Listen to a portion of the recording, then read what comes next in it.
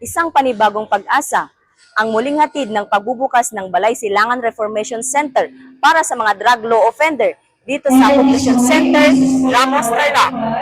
Formal nang pinasinayaan ng naturang Balay Silangan Reformation Center kasama ang Philippine Drug Enforcement Agency, Local Government Unit at Tarlac PNP sa ilalim ng pamumuno ni Police Colonel Miguel M. Guzman, Provincial Director. Today marks a significant day as we will all witness the realization of the shared efforts and initiatives of different agencies, organizations, and stakeholders.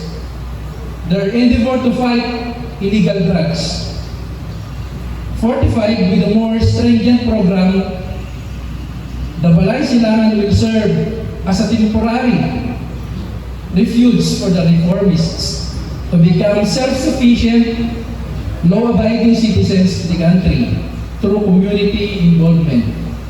With this, I would like to assure everyone here our commitment and all-out support towards the success of this endeavor.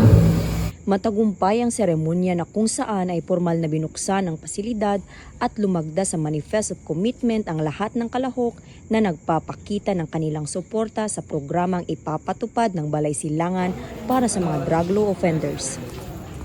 Ako'y nagpapasalamat dahil sa ngayon kahit papano nagawan natin paraan para magkaroon tayo ng Reformation Center dito sa ating bayan para patulungan natin ang ating mga kababayan para dito na natin sila arugain at i-correct ang kanilang pagkakamali. Kabilang sa ipapatupad ang pagpapalawig ng kaalaman patungkol sa Republic Act 9165 o Comprehensive Dangerous Drugs Act of 2002 at mabigyan ng pangalawang pagkakataon ang mga reformist na nais magbagong buhay.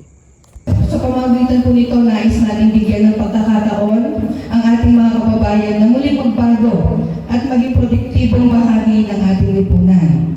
Mula dito sa Ramos, Tarlac, ako ang inyong PNN correspondent, Patrolwoman Maria Ella Garcia, alagad ng batas, tagataguyod ng Balitang Pulis.